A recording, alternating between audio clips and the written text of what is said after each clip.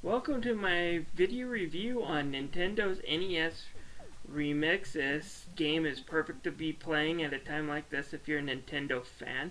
The Wii U is a bit of a bomb, but if you ever wanted to go back to find out why people fell in love with Nintendo in the first place, or if you're wondering, this is the perfect game to get. The concept of NES Remixes basically brings forth a bunch of early NES games in a package that provides mini game challenges and crazy remixes.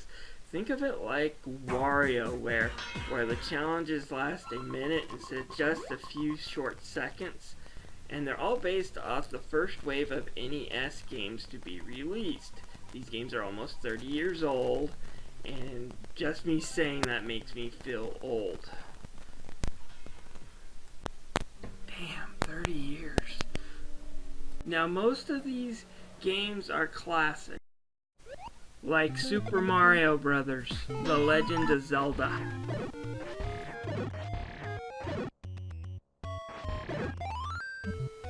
Donkey Kong. Donkey Kong Jr. Excite Bike. Wrecking Crew.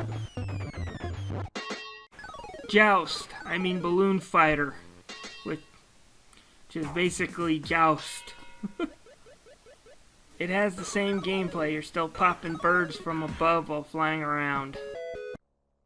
And of course, the original non-Super Mario Brothers.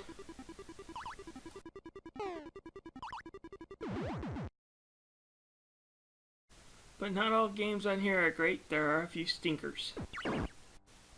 Look, I will forgive pinball and golf for being in here. At the time they were pretty good games. Pinball at least looks like pinball compared to the Atari version, which had you literally springing around a cube rather than a ball with a wrong-shaped table. And as far as golf, this one is at least playable. I can see the course, I know which way I'm hitting. It plays a lot like the modern day golf games.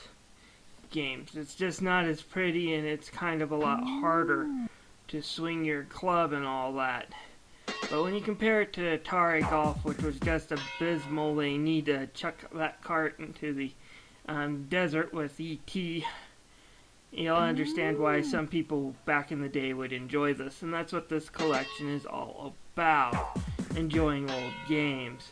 If you really want to look at the Atari version of golf, the Angry Video Game Nerd has an Atari Sports Collection review. I recommend seeing it. And on top of that, the challenges of those games are still fun, and that's what this collection is all about. However, there are two exceptions, Ice Climbers and Clu Clu Land. Ice Climbers is a frozen piece of poop. The jump control is so wonky, it's just hard to move. This was unacceptable in 1985, it's less acceptable now, and to make matters worse, these challenges, like what you're seeing here, don't make the game more fun, it makes them more frustrating. It's kind of sad too, as you see it's flipping from what an NES game to look like to a made-up Game Boy game. I don't think they released Ice Climber on the Game Boy. They even changed the music, and it's all wasted on this turd of a game.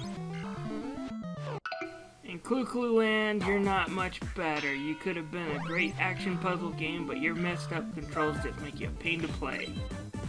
Winning games unlock stars to unlock more games and bits to get stamps, and unlocks new challenges.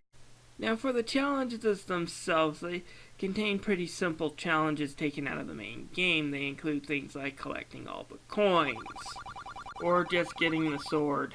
But it's the remixes where this collection really shines through though. Have you beaten Super Mario Bros. Dozens of times, even speed running it on occasions?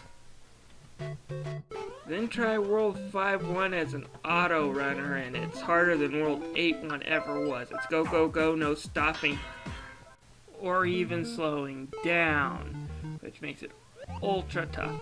Although if tough isn't what you have in mind, there's also a few that just bend the rules completely.